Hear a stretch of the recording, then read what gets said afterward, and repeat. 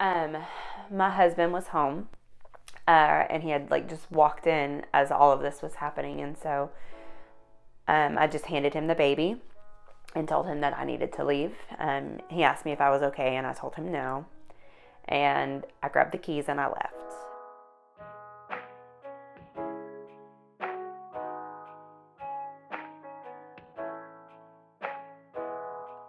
With my firstborn, I didn't really have a whole lot of expectations. I was very young.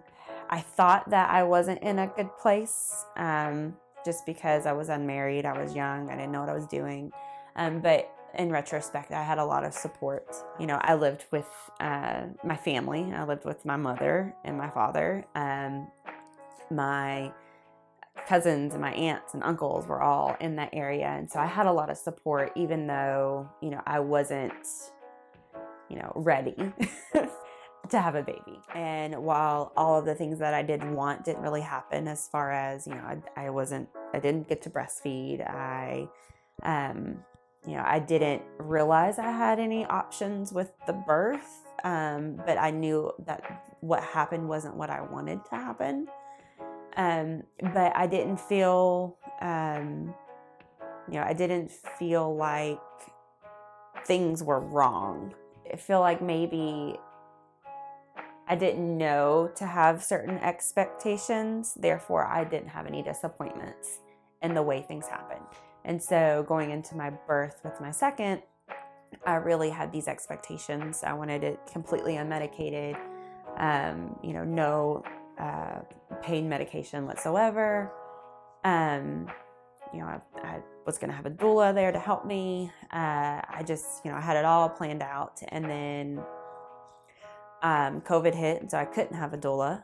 And then my water broke, and we did all the things, and my body just didn't go into labor. So then they had to put me on a Pitocin drip, and it still wasn't working. And I knew I should have been resting to give my body time to do what it needed to do, but in the chaos of everything, you don't ever remember those things. And eventually, I did have an epidural, and I was okay with it. But then I found out later that my nurse, who I felt was very, very helpful to me, and she was very helpful. I could not have made it as far as I had without her. She had increased the Pitocin more than what I thought. I kind of felt robbed of my experience, and it made me really second guess the way things worked out. And I considered having another child just so that I could have the birth story I wanted. It sounds ridiculous, but in my head at the time, like, that's the way things worked. Is I didn't get to have the experience that I wanted, and that I helped so many other women have. And I wish I would have prepared a little better for the postpartum, and put less emphasis on the birth and more on the postpartum. When we found out that I was pregnant, we were so excited, and then we immediately started planning. And we just, we thought we had it all together. And then COVID hit. And so I didn't have a doula, and I didn't have any kind of postpartum help. I put a lot of pressure on my husband to pick up the slack that, I couldn't fill, because I was trying to take care of myself and the baby, and homeschool our older son. And he was also working, and trying to juggle helping me out at the house. And his priorities and my priorities are very different when it comes to managing the house. And those are not conversations that we had ahead of time. And so he didn't know what I needed him to do. When the house would be messy and needed to be cleaned, it was too overwhelming for me. I couldn't think, I couldn't function. All I could do was just stare at the mess. The anger that I felt was addressed at my husband and my older children. And so I did not believe that it was postpartum related, because I wasn't having any issues with the baby. I was perfectly happy if it was just me and the baby. And it was just dealing with anybody else that really made me, frustrated and angry and overwhelmed. My husband asked me several times, could this possibly be postpartum depression? And I would tell him no, that I was just feeling a little overwhelmed. It would get better. I was bonding with the baby just fine. It was going to get better. After a lot of ups and downs, I just had a really bad day, and I exploded. We were homeschooling my older son, and he wasn't catching on to whatever it was that I was teaching him. And we had gone over it, and he just wasn't settling in. And he said something. It wasn't really back talking, but it was, I don't know. I can't really remember, to be honest with you, but I smacked him, and he didn't deserve to be smacked in the face.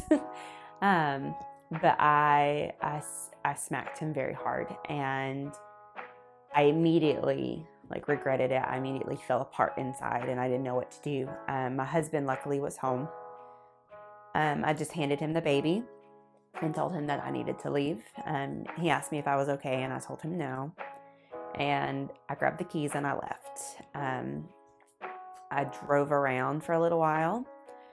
I went and I got me something to drink, and I cried and cried and cried. So the thoughts in the car that day got pretty dark.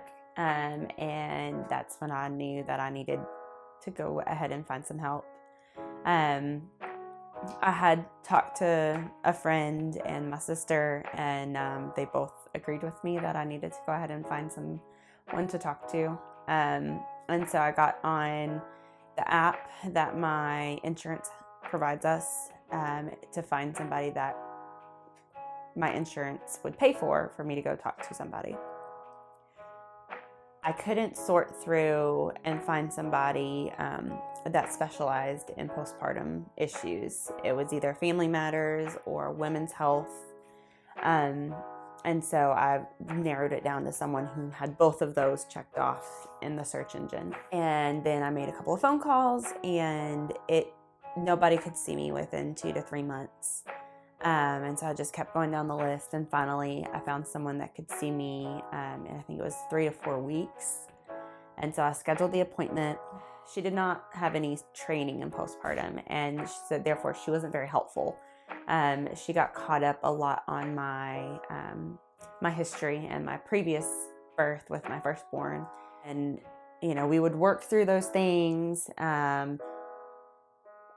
And then our next session, we would go back to those things, and I just didn't feel like it was very helpful. We weren't moving forward with anything, and I didn't feel like she was helping me. So I learned about PSI's search engine. You can go on there, you can pick your state, you can pick your insurance provider, and it will give you a plethora of providers that are certified in perinatal mental health. And so through that website, I found somebody that took my insurance and was trained in postpartum matters. With her, I felt I definitely made progress. I was comfortable opening up and sharing with her. She focused on the right things. So through that process, I was able to move forward, and things have gotten much, much better. Never in a million years would have thought that I would have struggled with, postpartum depression or anxiety. And so whenever it hit me, I had no earthly idea how to navigate it. I didn't know where to turn. I didn't know what to do. Like I said earlier, I sought out help through my insurance, and it ended up being the wrong kind of help. And it kind of made things worse. When I would think things would start getting better, then they would get worse again. And it was just this constant cycle. So I feel like if I would have been more prepared for those what if moments, and knowing how to navigate those meltdowns that I was having, because in the midst of it, I felt like I was losing my mind.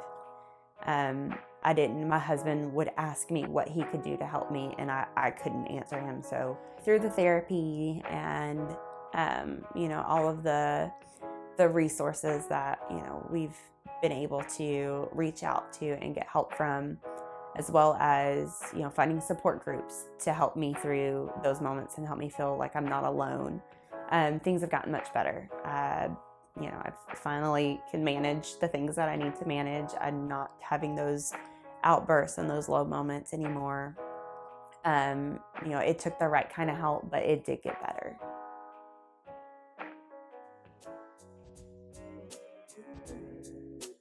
Our mission at the Sitting Moon is to raise awareness, remove stigmas, and reduce barriers, thereby contributing to a healthier mother, family, and society. Please, if you're having any problems, we encourage you to speak up, get help. Remember, you are not alone.